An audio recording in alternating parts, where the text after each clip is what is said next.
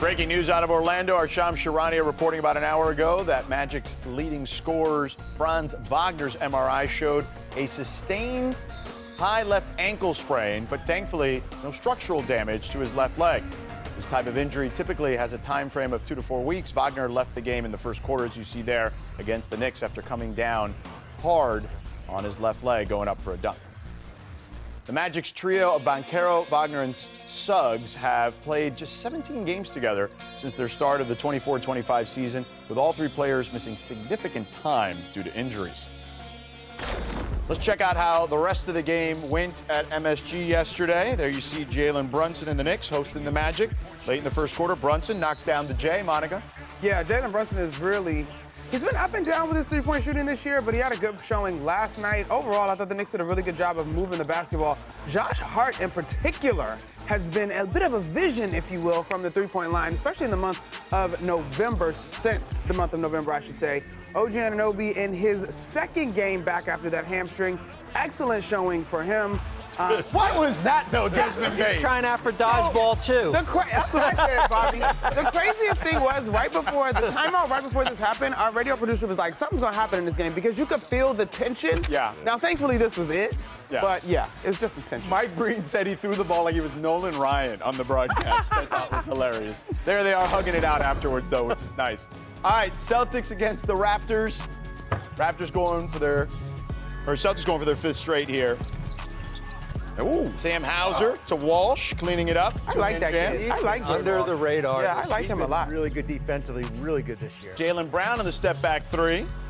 Celtics up 20. Brown had 30 in this one. 8 minutes left in the fourth. Brown almost loses it, but Derek White knocks it down. Score's tied at 102. Less than 4 minutes left in the game. Celtics lead by 6. White, another three. This Celtics team has White with 27. What'd you say, Spears? You got a lot of heart. Celtics extend their win streak to 5. Even with Jason Tatum out, the Celtics still have the second best offensive efficiency in the league this season and are averaging the most made three-pointers per game with 16 a contest. The Bucks came into Detroit on Saturday with 15 straight wins in the Motor City. Let's get right into it here. Really? Yeah, Bucks try to slow the Pistons there. But here's what you see. Isaiah Stewart. This is a funky angle. Okay, here we go. Watch this. Corner three. And here's Stu at halftime of this game. Isaiah, Milwaukee throwing their zone at you guys again here tonight. How are you guys trying to break that down? Just break it. It ain't really a hard zone. We just got to move them around. It's a grown man game. They out here playing zone. They don't want to match up against us. Second half, Pistons up 10. Cade Cunningham cuts to the basket, slams it. They don't want that matchup. Beat Stewie, heard you. Cade finished with 23 points, 12 assists. Pistons win 124-112. All right, the East feels wide open, okay? Yeah. Maybe even more so than the standings show. If I recall correctly, I think 3 through 9 are separated by like a game and a half. It's pretty wild out there in the East. So, Bobby, sort it out for us.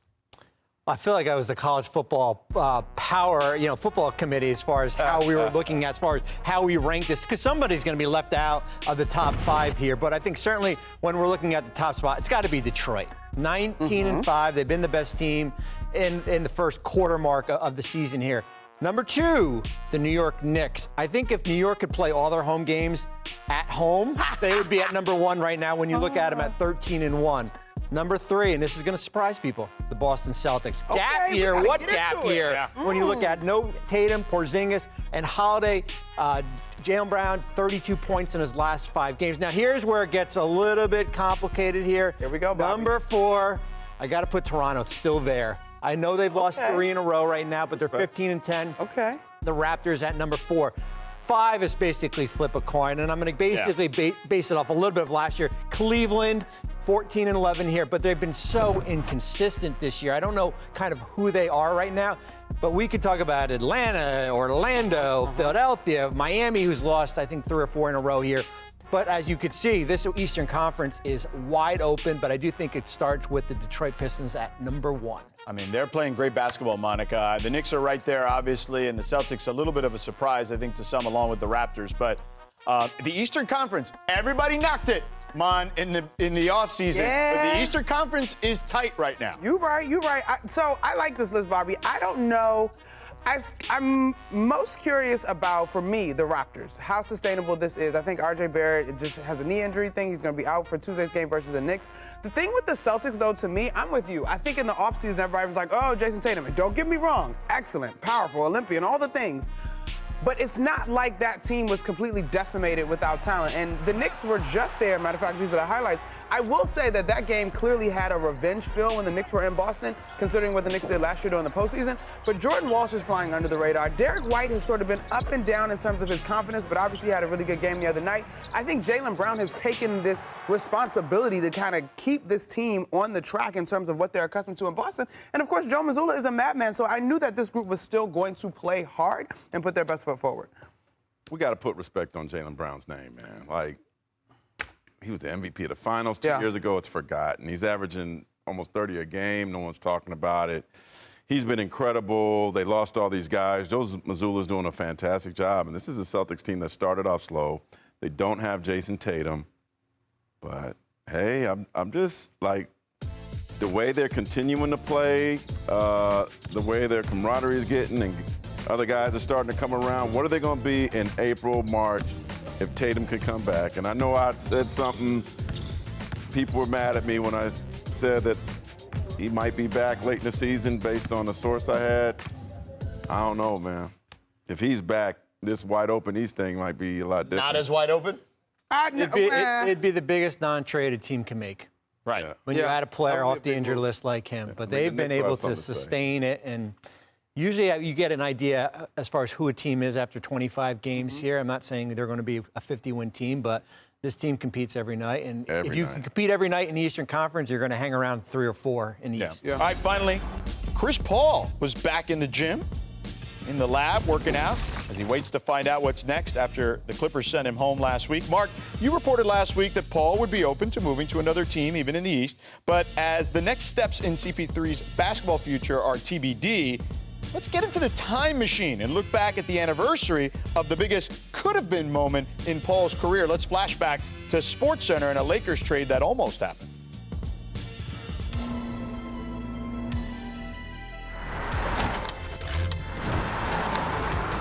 On the day that the NBA is officially open for business and training camps will open everywhere, the league involved in a major controversy. The 3-team deal that would have sent the Hornets' Chris Paul to the Lakers rejected by the league, which currently has ownership over the Hornets franchise. This reportedly after David Stern heard from other angry owners about the proposed deal. Now, here's the way it would have gone down according to sources. Lakers would have received Chris Paul. The Rockets would have got Pau Gasol. The Hornets would have ended up with 4 players and a draft pick, a package highlighted by Lamar Odom.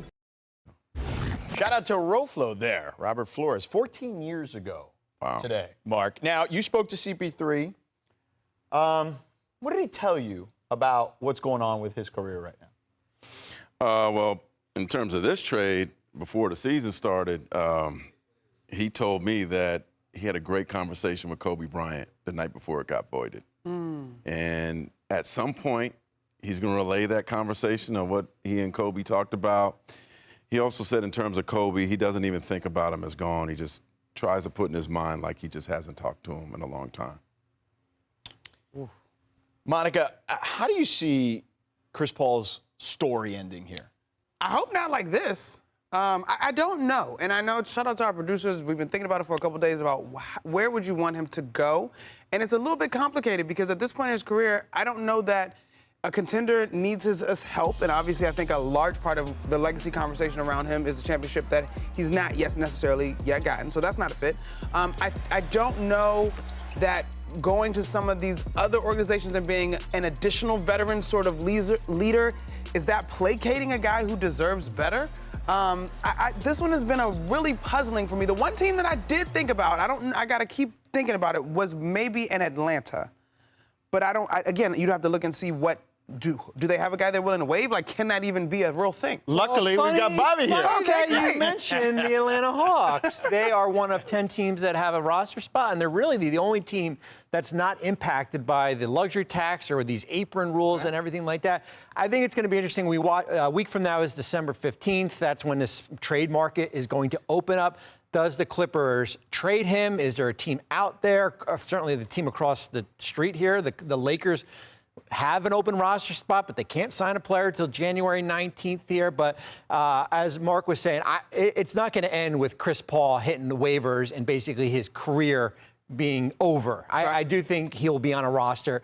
I don't know if it's going to be in January or February, but sometime over the next few months. Okay. Well, we'll certainly keep tabs on how this situation continues to unfold.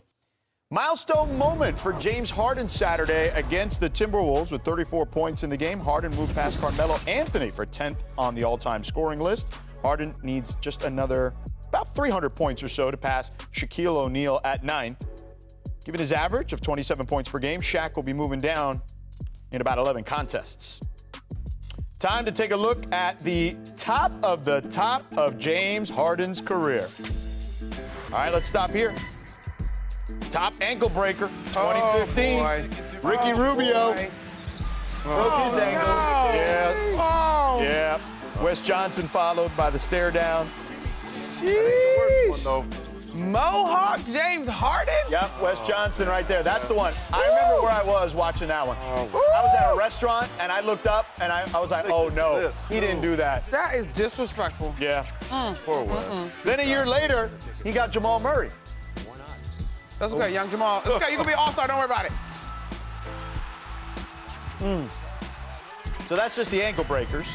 Now let's go to the top rack attack. Shout out Iron Eagle. 2010, coast to coast on J.J. Hickson. You think he still has those? Thunder James Harden. 2014, though. Golly. Watch this one. He goes baseline on Aaron Baines. Not the back door. Oh, man. Oh, no. Left-handed. Watch your head. On the line down under. Now we're going to go top reactions. Yes, this is my favorite. 2015 versus the Nets.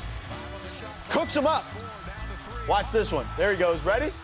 There it is. Cooking it up. 2023 Clippers Harden hits the wing three and does Snow Angels in Indy.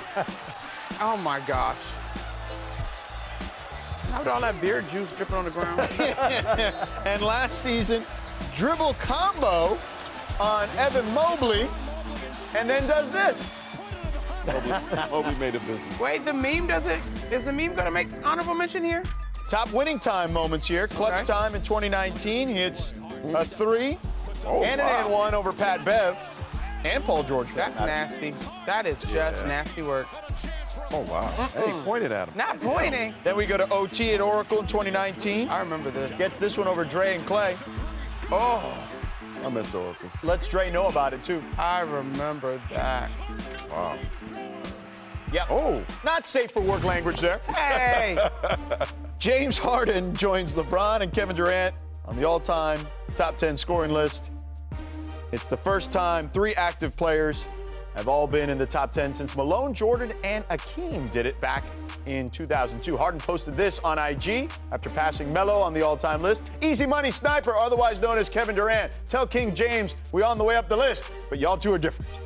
So, Bobby, how will Harden's career be judged? I feel like there's 5 different lives of James Harden. Oklahoma City, Houston, Brooklyn, Philly, and, of course, the Clippers right now. I think it's the stretch in Houston here. When you look at the dominance that James Harden was able to do, he was putting up 50-point games that if now we're talked about here, we would be talking about like the legend of James Harden here. It's a shame as far as how it ended, and it's a shame how it ended in Brooklyn here. But I think that dominance in Houston is probably what I most remember from him. I think the dominance, but I think in the modern NBA, I always go back to the Thunder years because it's like this was a big 3, drafted big 3 before we got to this iteration of the Thunder, and sort of the idea of what could have potentially been. All those guys obviously have gone on to do great things. Yeah, they led the foundation. Charles Barkley, amazing type of career in a similar way, without a championship and bad luck like CP getting hurt and the Nets thing. Oh, Still has time for more greatness. Wanna try to boast at what I look like. Think I'm going Harden where I pull up long range. Jimmy with the heat, I'm on fire. It's NBA over here,